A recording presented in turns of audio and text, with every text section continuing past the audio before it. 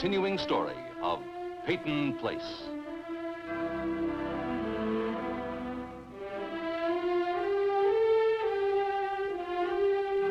Starring Dorothy Malone as Constance Mackenzie, Warner Anderson as Matthew Swain, Ed Nelson as Michael Rossi, and Mia Farrow as Allison Mackenzie.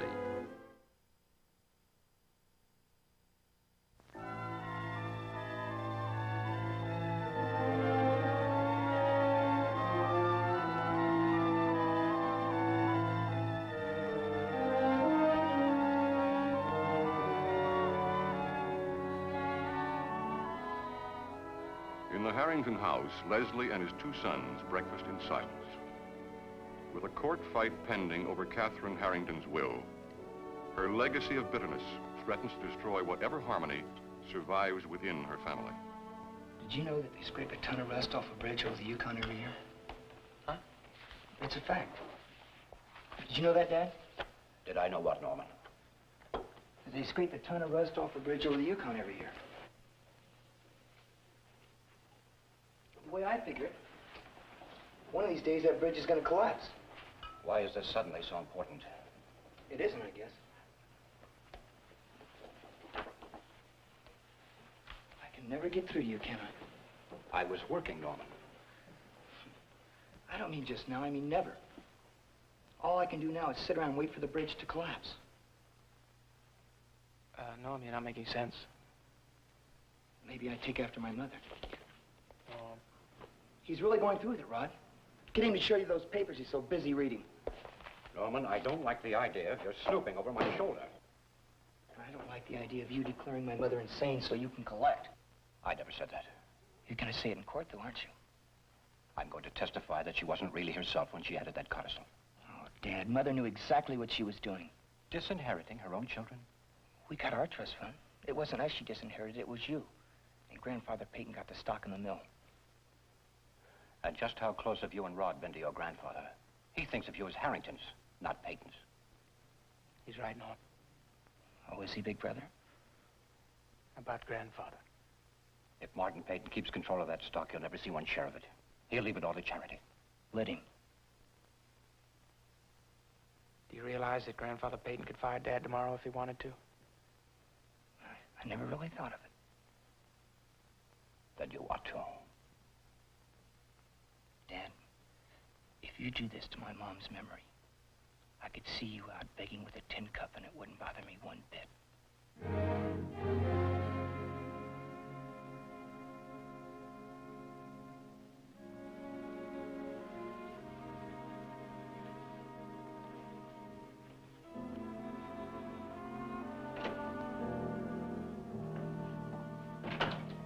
Norm, that was pretty rough.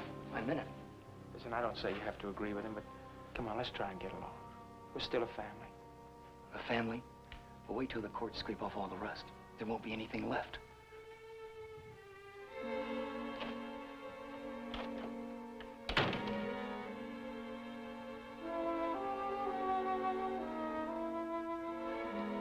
Rod, he'll get over it. Dad, I feel kind of like Norman about this. This isn't pleasant for me either, but it has to be faced. Does it? For both your sakes as well as mine, I don't want to see you get cheated. And for all your mother's talk about her love for her children, in the end, she thought only of her vanity. I better go. What have you got there? Oh, just some pearls. Betty must have left them when she came to get her things. You can mail them to her. I thought I'd drop them by on my way to class. Rod, for a boy who wants to get rid of an unwanted wife. Dad, Betty and I'll be living in the same town. It'd be stupid to try and avoid her, wouldn't it? You don't have to go looking for excuses to see her. I'm not looking. Betty walked off without her things. They belong to her. I'm returning them to her. It's that simple. Rod, only a fool makes the same mistake twice. Oh, for Pete's sake. Just don't get to feeling sorry for her. Why shouldn't I? Have we behaved so nobly? All Betty ever got out of this was a bunch of bad memories. And her father's hospital bills. Big deal. She got what she deserved. Better than she deserved. You never liked her. I saw her for what she was from the beginning. You didn't understand her. And you think you do? But I think it's about time you had your eyes opened.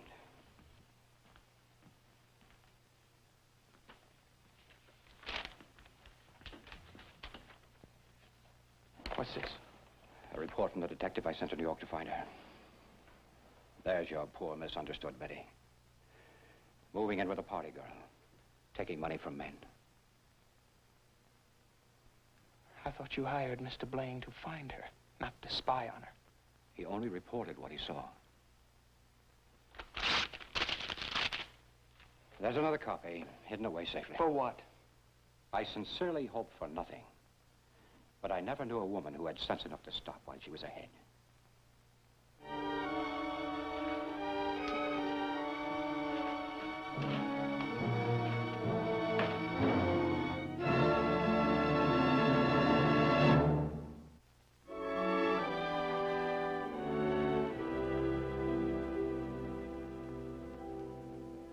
Mother, could you come out here for a minute, please? Happy birthday. Oh, thank you. Oh, Oh, bless your heart, dear. That's lovely. blow out the candle and make a wish first. Oh, all right.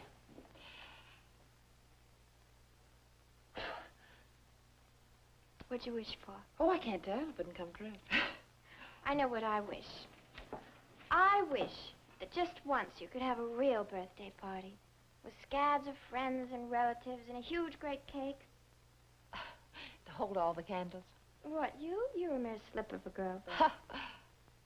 Oh, it's a beautiful earring, Allison. Where's the other one? It's in the other box. I'll put it in the other box so it'll look like I have more presents. Oh. It would be fun, though, wouldn't it? What? To have a real family birthday. Trouble is, you have to have a family. I'm thoroughly content with what I have. Are you?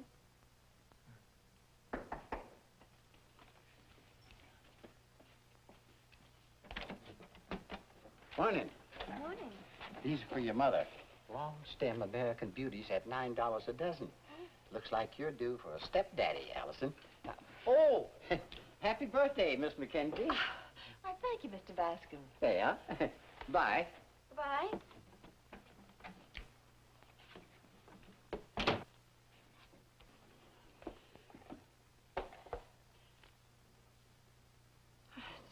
From Michael Rossi. How did he know? Sort of slipped out. I bet.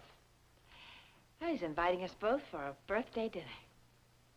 Your black dress would go beautifully with your new earrings. I'll be waiting up to hear all about it. Oh, aren't you going with us? No, I don't want to spoil your evening. You wouldn't spoil it. Well, I thought I'd go to see a foreign picture the college is showing tonight. Alone? Yeah. It's one of those new wave things one should see, according to Paul Hamm, anyway.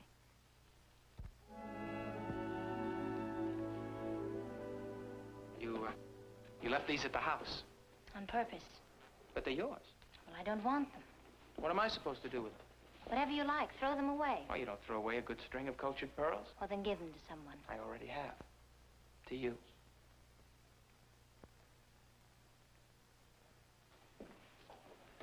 Here, keep them to remember me by. Rod, when you gave me those pearls last summer, I thought it was because you loved me. They meant a lot to me then. Now all they can mean is thank you for favors received. Well, you've accepted other gifts for the same reason? I mean, why make an exception of me? Go ahead, take them. You deserve them, just like you did the money he gave you in New York. Money who gave me? The man you met. What are you talking about? Private investigator's report on your activities. It's all there. Sharon Purcell, the whole bit, including the man who gave you the money. You had a private detective following me? Not me. My father. Oh, that sounds like your father. Look, I didn't like him doing it. I got pretty upset with him about it, but I was also very disappointed in you, Betty. Oh, were you? I think I'm entitled to some kind of an explanation. Why? Because you're my wife, that's why. I won't be in a few days after the annulment. You were my wife when you went to New York. Do you know what an annulment is, Rod? It means the marriage never existed. You have no right to ask me anything. I see. Well, if the marriage never existed, then I don't owe you anything, do I? But I'm still paying your father's hospital bills. Spoken like a true son of Leslie Harrington. You're becoming a real chip off the old block, Rodney.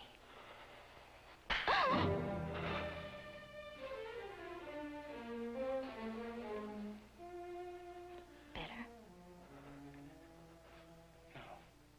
No, not really.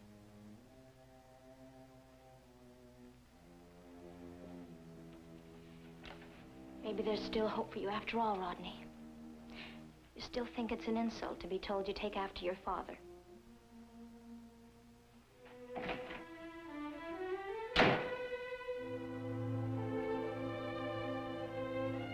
Happy birthday, Connie. Oh, thank you, Matt. May the year bring you many joys and few sorrows. You know, maybe it's just as well we don't know what the future holds in store for us, huh? Sufficient unto the day is the good thereof. Only that's not the way it goes, Matt. Sufficient unto the day is the evil thereof. Well, that doesn't necessarily mean that tomorrow is bad. It just means you shouldn't worry till you get there.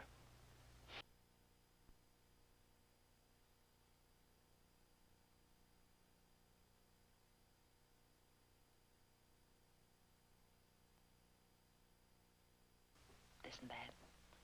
I ran into one of my customers at the cleaners who believes in repeating gossip to you for your own good.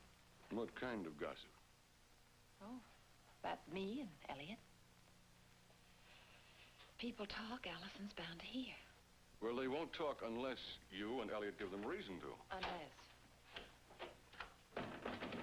Oh, Connie, Matt. Hello, Elliot. You're looking well. Thank you. Am I? Well, I don't want to interrupt anything. Just point me towards the poetry and I'll, Oh, well, help it's myself. right over here. Right under the reference book. Oh, yeah. See? Sufficient unto the day. Well, did you find what you wanted? Yes. Poetry of love. You remember when I gave you a copy?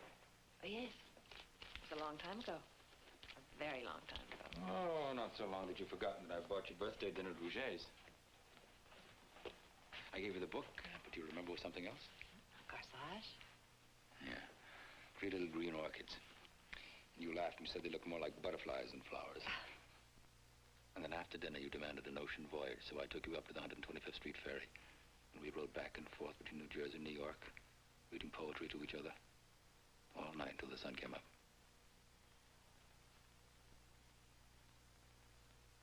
Had we but world enough and time, this coyness, lady, were no crime.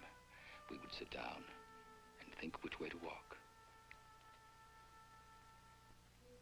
And pass our long love's day. Connie, have birthday dinner again with me tonight. It doesn't have to be here. We can drive somewhere where nobody will suspect or even care about my prison past.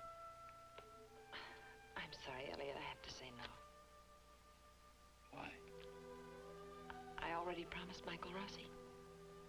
Oh, I see. Well, I hope you both have a pleasant evening. As always, next year, that's something to look forward to. Happy birthday, Connie.